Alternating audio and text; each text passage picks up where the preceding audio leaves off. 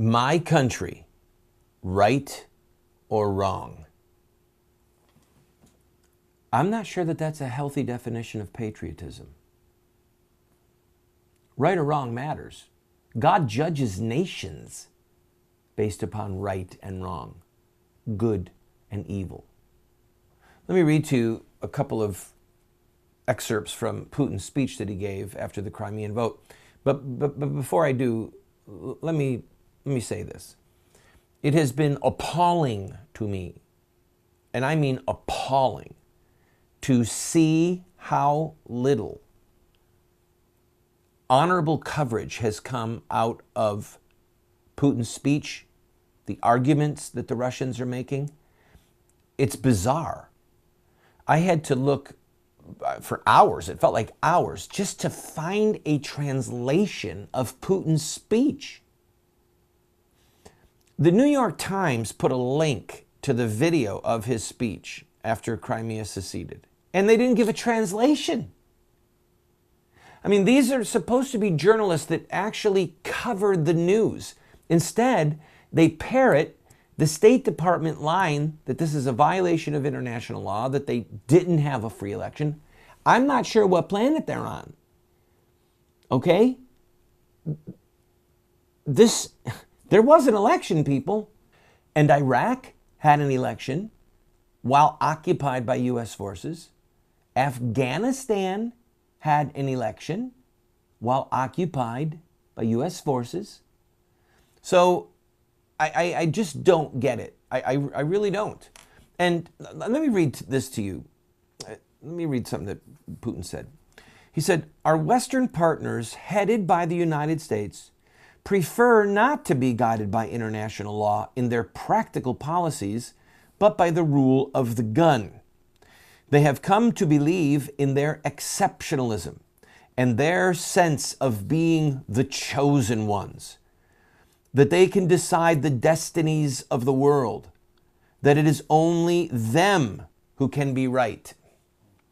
This shows some pretty good insight on his part about manifest destiny or exceptionalism, and I wish that the narrative was a little bit different. I actually wish that America was still the city on the hill. We used to be a beacon of hope to people. We had real religious liberty. We defended life. Now we've killed over 55 million babies. Our government is forcing businesses to fund chemicals that murder babies. Our courts are overthrowing the rule of law and forcing the militant homosexual agenda on us. The U.S. is a massive exporter of pornography. The U.S. tax money being used to fund Planned Parenthood and killing babies abroad, exporting child killing. In many narratives, we've become the villain.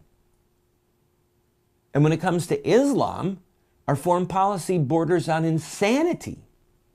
Literally.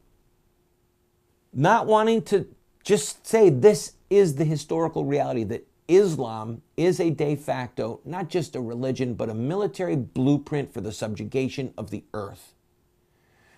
So I wish it was a neat little package that the U.S. was the good guys and Russia was the bad guys. But it just ain't so. My mind goes back to the scriptures, different prophets that warned Israel and Judah that they would be destroyed. And some of the prophets complained, in so many words, that God was going to use a wicked nation to bring judgment on them. I mean, think of Babylon, Nebuchadnezzar. They were a wicked people, just were. But God used them to chasten Judah. And I'm no friend of Russia. They don't have full freedom of speech, although they have some. They don't have full democracy, although they have elected this man. They have elected their leaders. It's not the Soviet Union anymore. And Putin owned that in his speech.